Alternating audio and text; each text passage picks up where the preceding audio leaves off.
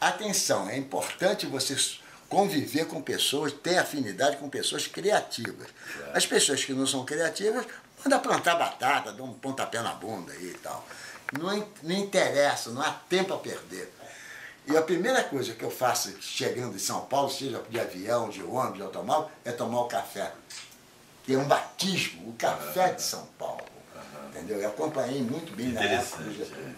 O café de São Paulo. Nem os paulistas sabem a doçura, o conteúdo, a substância que tem o café de São Paulo.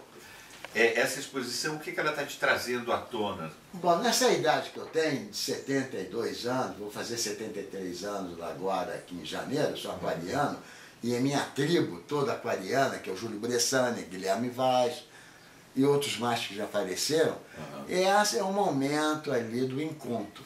Marichan, Chamix e tal, todo mundo ali, Mário de Andrade ali, tem uma recordação. Eles já se foram. O próprio Oswaldo teve um tumor no cérebro, foi terrível. Tem crônica, as telefonemas, atenção, quero recomendar que lê as telefonemas do Oswaldo, que ele escolheu o nosso amigo Nelson Rodrigues, um idiota coroado de louros.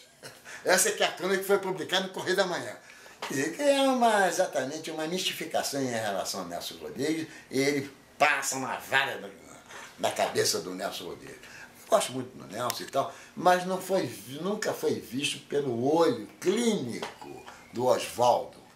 E toda a cultura saiu ali de São Paulo, desde a semana de 22, e meus filmes foram dedicados à semana de 22, o Monstro Bauru foi dedicado à semana de 22 e o Lobisomem a Oswaldo de Andrade. Tem texto do Minato Del Pica, Raul Bopp, é importantíssimo isso. Mas depois tem uma importância também o seu trabalho etnofotográfico e calcado na expedição do Mário de Andrade. Do Mário de Andrade. Eu tinha ali, entendeu? Um arcabouço ali do Mário de Andrade, estudava muito. As cartas de Almeida Varenga. E ele chegando ao Bró, ali nas margens do Rio Amazonas, tinha uns padres ali e tal. E o Mário era um caboclo muito forte, com aqueles óculos da década de 30 redondo e tal. E os padres falaram, pô, você é um italiano, tá se escondendo do lado do caboclo, é um italiano, e todos padres italianos ali, entendeu? Recebendo o Mário ali, entendeu? Numa daquelas cidades da Amazônia. Turista aprendia, é uma intentona ali, poucas pessoas é um livro lindo também. O trabalho do Mário aqui comigo. E as danças? Houve tudo uma contribuição, houve uma contribuição do Mário de Andrade para o meu trabalho, um mestre, independente do Gilberto Freire, do Câmara Cascudo, que na verdade são as referências que o Mário tinha e que você foi buscar para fazer seus documentários. Cartas, o Cascudinho aí do Rio Grande do Norte, tem cartas do Câmara Cascudo, do Mário e tal. Isso aí, e inclusive o Mário conseguia ali em São Paulo publicar os textos do Cascudo lá, entendeu? No Estadão, ali, entendeu? Ele tinha além de ser um grande antropólogo, era um jornalista, por excelência, né? Quais são as suas muitas vidas? As muitas vidas, exatamente, não é a falta de personalidade, não. Que uma pressão muito grande na época da ditadura, eu fui preso, meus filhos ficaram presos na censura, e todo mundo foi embora, fugiu do Brasil. E eu fiquei exilado, eu tive um alto exílio, lá em Pernambuco, na Paraíba, e comecei a mais que vem para bem, né? Precisou essa ditadura, entendeu? Para que eu fosse para o interior e começasse a um trabalho de antropologia, entrei em contato com Gilberto Freire, entrei em contato com o Câmara Cascudo, e essas pessoas que me sentiram o meu coração, entendeu? Meu coração. Eu me sentia no meu coração porque naquela época ninguém se aproximava, entendeu? Nem sabiam que era o Mário de Andrade, pensavam que era marca de caixa de fósforo, aí não dá, né? Quer dizer que esse espírito é importante nesse momento de sair do Rio de Janeiro, de sair da panela de pressão. O Serviço Nacional de Informação não aguentava mais a prepotência, a nossa prepotência. Eles foram embora, fugiram lá da noite para o dia, para para Londres, para Inglaterra. Pelo menos naquela época se editava o livro do Marighella, lá, da edição Pinguim. Isso é interessante, importante isso aí. Os ingleses editaram lá a guerra de guerrilha urbana do Marighella. É uma grande figura. Entendeu? Editaram. Aqui o Marighella estava sendo procurado ali, a base de metralhadora. Foi ali uma denúncia ali dos padres. E essa geração, qual a importância dessa geração? Sganzella, Bressani? Isso é de uma importância extraordinária. Que foi criada a Belé, a produção da Belé. A produção da Belé é de uma importância extraordinária, porque saiu do rótulo que o cinema novo colocou na gente, que é o cinema marginal, Udi Grude, que é o Glauber. E o Udi Grude foi até um idiota espanhol ali, um espanhol que editou alguns filmes e comerciais. Esse cara desapareceu aqui, entendeu? E era uma pessoa que era muito ligada a ele. Você prefere cinema de invenção? Cinema de invenção, cinema a olho.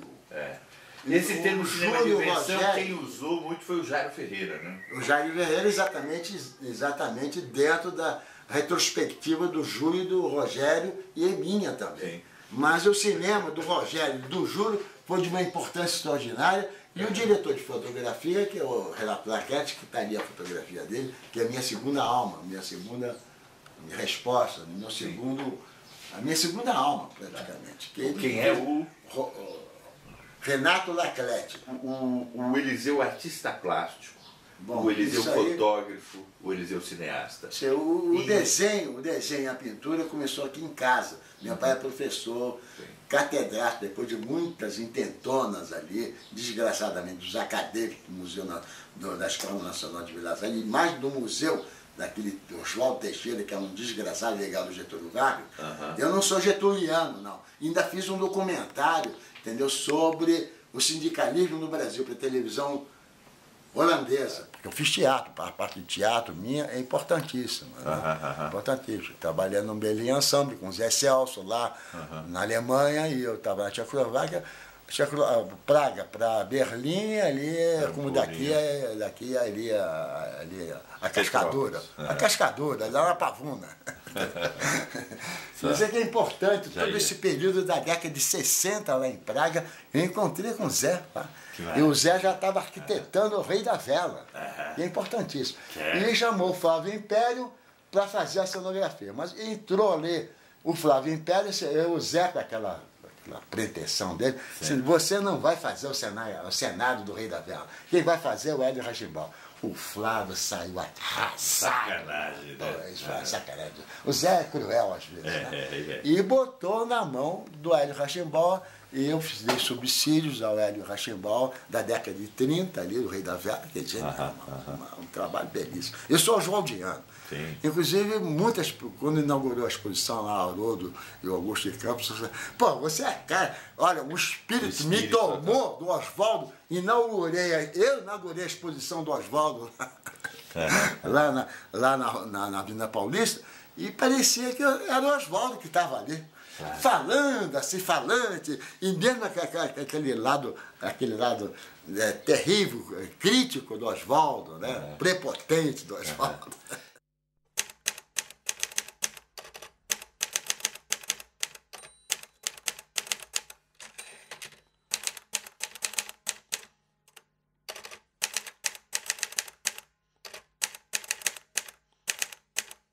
Um cinema antropológico, preocupado em registrar manifestações folclóricas, como a Festa do Divino em Goiás, o Pastoril no Rio Grande do Norte ou a Festa de Ticumbi no Espírito Santo. Este é o cinema de Eliseu Visconti, carioca de Copacabana, cineasta, fotógrafo, artista plástico. Hoje você vai conhecer um pouco do seu trabalho. Curta com a gente. Depois de realizar 2 longas experimentais e marginais nos anos 70, Eliseu Visconti começou a trabalhar com filmes antropológicos ou etnográficos. Você conviveu também com Jean Rouch, né, que é considerado o pai do filme etnográfico e antropológico, e um importante sociólogo francês. Que você foi assistente dele na França quando você estava com a bolsa? Eu consegui uma bolsa para ir para a França, eu estudei na École Vaugirard, que é o estudo do cinema para a televisão. O Jean Rouch, ele é considerado o pai do cinema verdade, que é um tipo de cinema que usava o som, câmeras portáteis e aparelhos portáteis para gravação. Então, o som era sincronizado com a câmera. E isso influenciou várias gerações de documentaristas no Brasil, quer dizer, principalmente a geração dos anos 70. Ô Mário, você já vindo para o Brasil, você conviveu com o Eliseu na época que foi rodado um curta sobre Guild, com direção de José Sete. Como é que foi esse trabalho? Esse trabalho foi produzido na minha oficina de artes gráficas. Na época a gente tinha acabado de inaugurar a oficina Guild, que a gente montou aqui, eu junto com o artista plástico Fernando Tavares.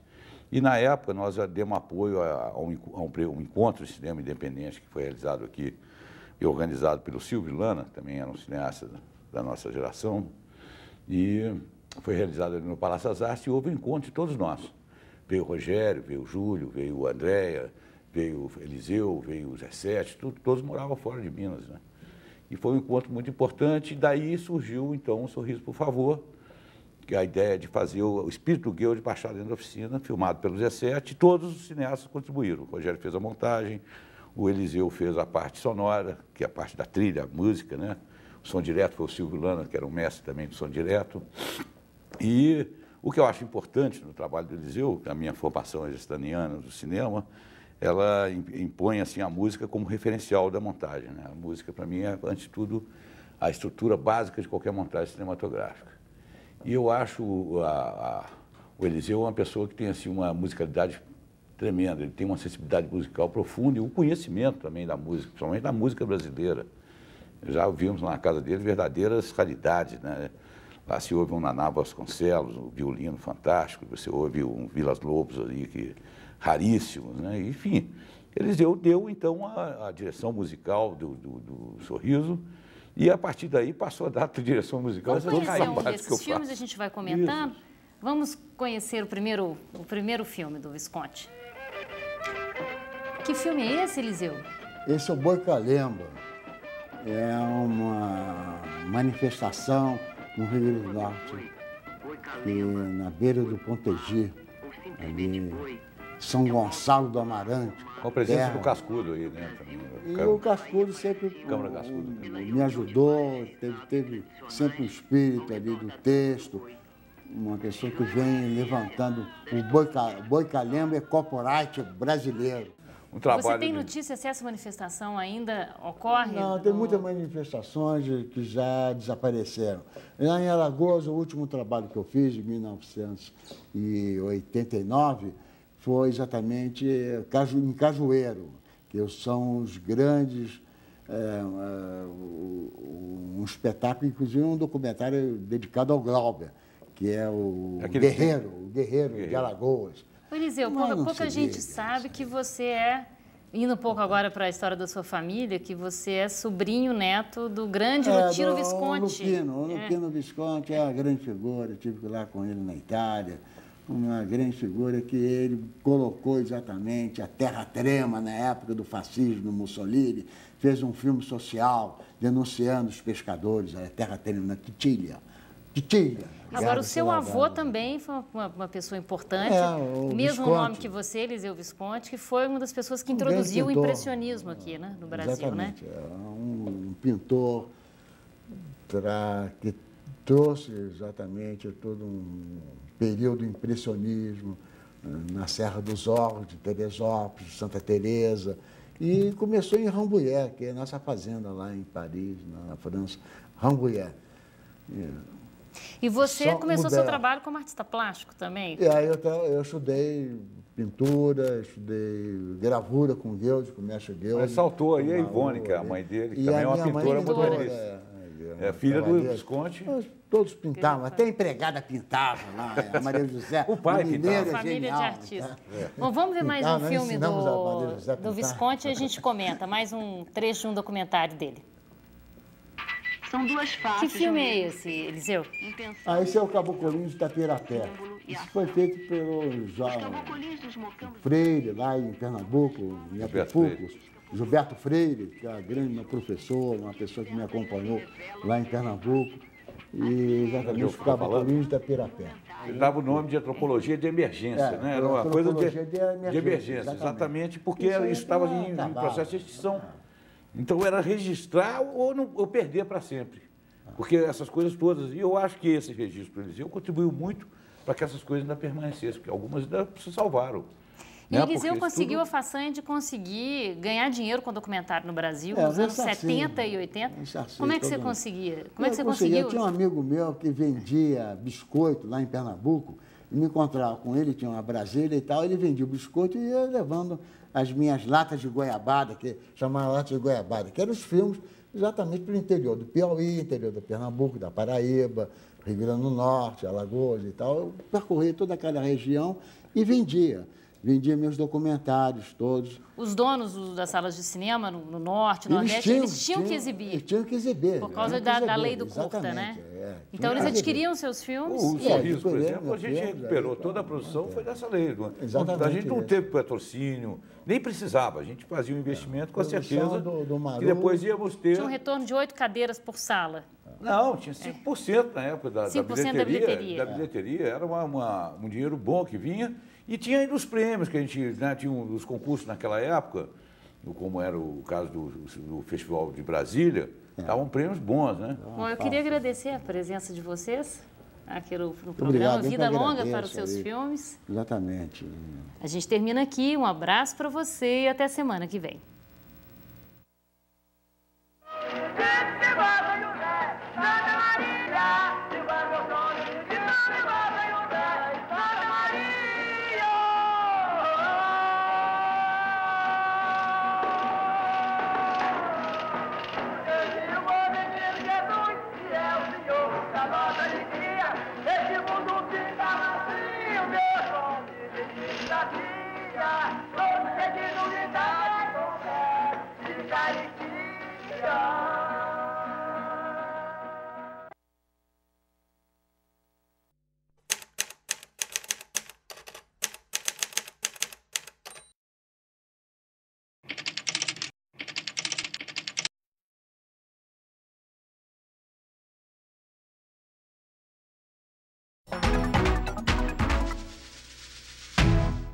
Eliseu Visconti, autor dos longas experimentais Os Monstros de Babalu e O Lobisomem, foi homenageado com uma retrospectiva de seus trabalhos na Mostra do Filme Livre 2004.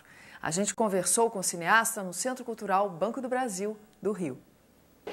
Situada numa região propícia à cultura da mandioca, logo surgiram as primeiras grandes casas de farinha, que vieram definir o povoado como um centro comercial da mandioca na sua primeira fase.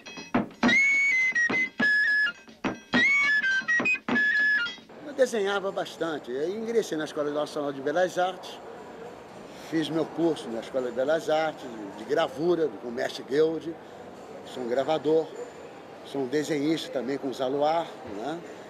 E num dado momento eu achei que não havia possibilidade de mais ficar ali nas artes plásticas. Com o meu sogro emprestava dinheiro o livro Bruni, e tinha as dádivas, né?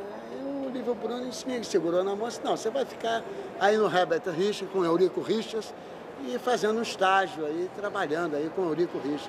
E eu comecei a aprender o meu ofício lá com Eurico Richards. Ele que foi meu verdadeiro professor. Ingressei, fazia jogo de futebol, acompanhava nos documentários com o Eurico, e ele me ensinando a fotografar, né? Desenvolver toda essa parte de colocar o filme na câmera, tirar o filme da câmera, ele era muito rígido, né? Depois fui para a TV Rio, trabalhei na TV Rio como repórter durante 3 anos lá. Eu fiz vários documentários, né, na TV Rio. Inclusive a equipe, nós tiramos um prêmio Mar del Plata, que eram documentários do mês que o Ministério das Relações Exteriores distribuía para nossas embaixadas, naquela época, para divulgar o Brasil. Consegui uma bolsa para a França, fui embora para a França e aprendi exatamente toda a parte do cinema, nesse cinema verité. Depois dali fui embora para a Itália, que eu exatamente conheci o Visconti, Pasolini, na Itália durante 4 meses, o Bola também, o Bola é um grande cineasta. Fiz um documentário para a Embaixada, que é a Semana da Cultura Brasileira em Praga. O embaixador Jaime de Barros, que é um grande conhecedor de pintura, uma pinacoteca genial, amigo do Vila Lobos. E fiz um outro documentário sobre a história do nazismo na Tchecoslováquia. E voltando de Praga, eu comecei a fazer documentários aqui, né? Porque em 1968, que já estava com a produtora plantada, comecei a fazer o trabalho no interior do Brasil.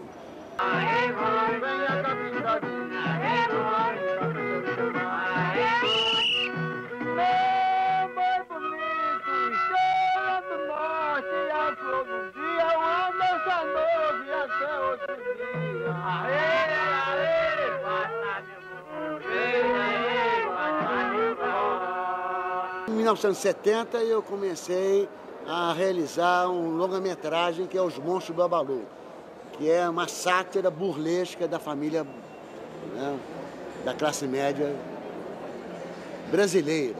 E depois foi os documentários de Pernambuco, ajudado pelo Freire, genial, no Instituto Joaquim Nabuco. Eu fiz o Maracatu, os Cabocolinhos da Pirapé, e o Espírito Santo, Ticumbi, que tirei 3 prêmios internacionais.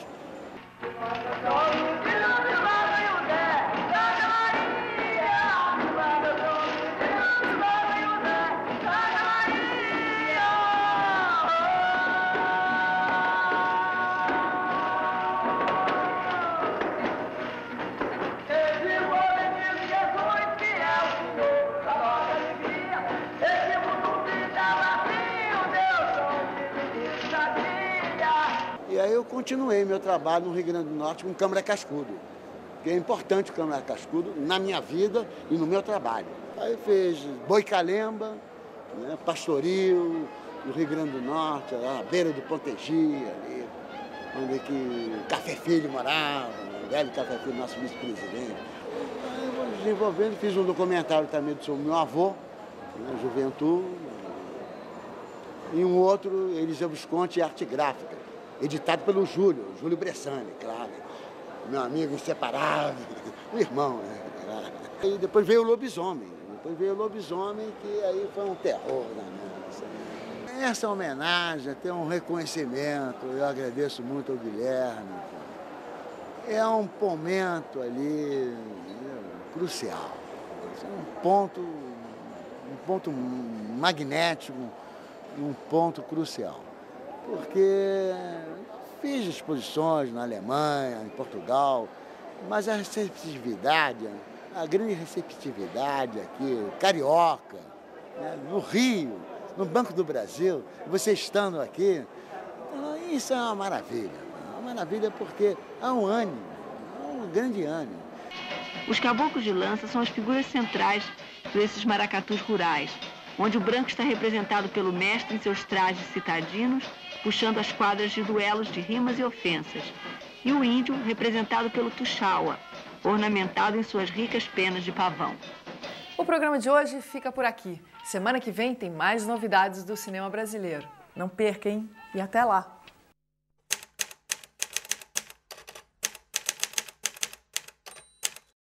Eu conheço o Eliseu Visconti há muito tempo. Na verdade, eu posso dizer que eu comecei no cinema com Eliseu Visconti. Juntos nós fizemos o meu primeiro roteiro, foi feito com o Eliseu. E Eliseu foi meu assistente e foi talvez uma das equipes mais fantásticas que já teve no Brasil durante a feitura desse filme. Depois nos separamos, eu fui para um lado, o Eliseu foi para o outro, mas eu sempre tinha notícia de Eliseu e sempre tinha curiosidade pelo que ele estava fazendo. E Eliseu era para mim assim uma certeza de que um tipo de cinema ligado ao Brasil, à realidade brasileira, ia sempre continuar. Depois o cinema brasileiro começou a cada vez mais se pasteurizar, a cada vez mais se afastar da realidade, a cada vez mais ser um cinema glamourizado. Mas ao lado disso, o Eliseu então voltou-se inteiramente para a pesquisa das nossas coisas mais populares, do nosso folclore, e está realizando uma obra que eu acho fantástica. E ainda mais quando se sabe que tudo isso está ameaçado. Tudo isso talvez, se não for defendido, vai desaparecer. Eu me lembro, por exemplo, de uma conferência que eu assisti há pouco da Marilena Chauí sobre cultura popular, e ela contava uma coisa espantosa. Em São Paulo ia haver uma festa popular, eu não me recordo qual, e a TV Globo resolveu filmar. E, uns 15 dias antes da festa, mandou o seu figurinista para ver as roupas que iam ser usadas. O figurinista não concordou com uma série de coisas e desenhou e redesenhou toda a roupa, e o evento aconteceu sob patrocínio global. E é isso que é importante na obra de Eliseu, essa resistência, essa permanência às coisas mais ligadas ao que é nosso. E talvez, assim, depois que o Glauber morreu, quando o cinema brasileiro descambou mesmo para o que se podia chamar de casos especiais com cenas de sexo explícito, é confortante saber que existem cineastas como Eliseu Visconti, fiel ao seu povo, à sua gente, às suas tradições, ao nosso folclore.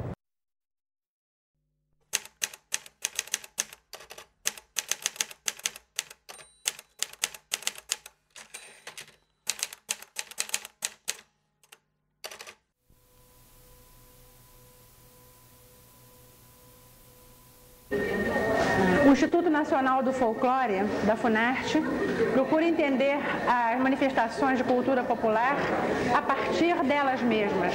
Para nós é importante poder captar o olhar do povo, saber como eles, os geradores dessas manifestações de cultura popular, entendem que significado eles dão a essas manifestações.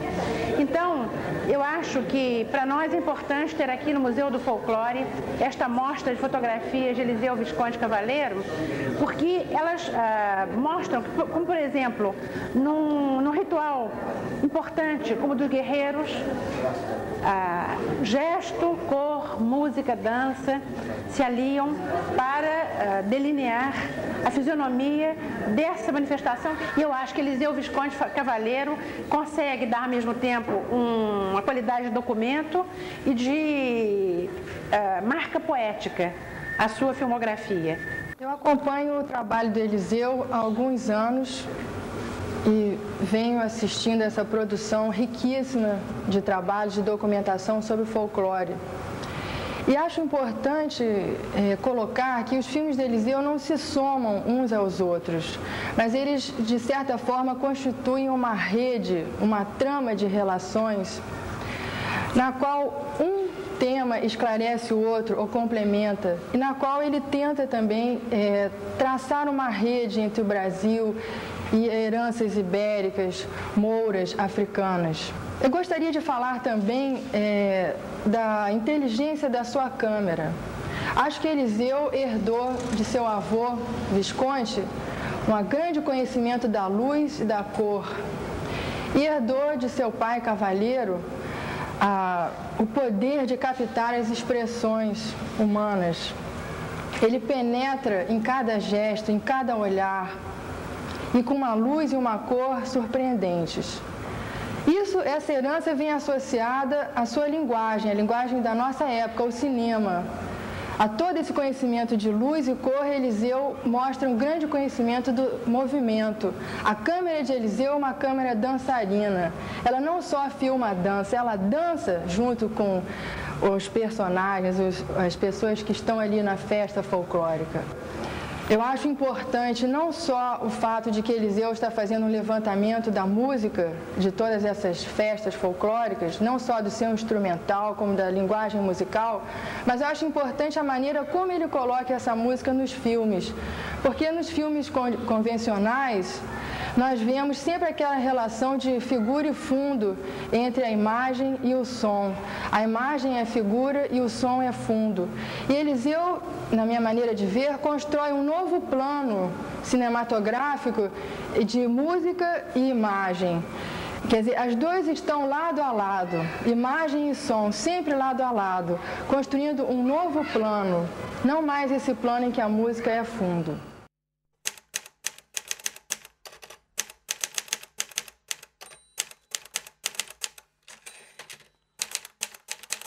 Na última sexta-feira foi inaugurada na Igreja Santa Rita, sede do Museu de Arte Sacra, uma exposição de fotografias sobre a Festa do Divino.